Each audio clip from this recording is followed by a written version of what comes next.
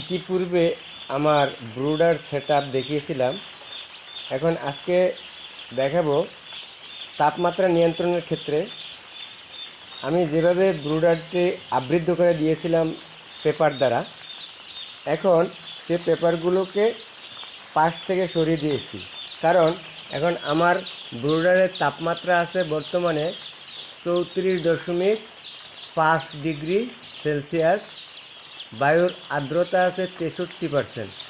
সুতরাং এখন আমার এই ব্রুডারের পূর্ণ ব্রুডারটি পেপার দিয়ে ঢাকার কোনো প্রশ্নই আসে না, এখন নিয়ন্ত্রণে আছে। এবং মুরগির বাচ্চাগুলো এই মাঝখানে কম, মানে সর্বত্র স্বাভাবিকভাবে আছে। এভাবে আমি তাপমাত্রা নিয়ন্ত্রণ করি এবং এভাবে আমি তাপ দিয়ে থাকি। তাপমাত্রা বৃদ্ধি পেলে আমার এই ব্রুডারের উপরের পেপারগুলো আমি সরিয়ে দিই।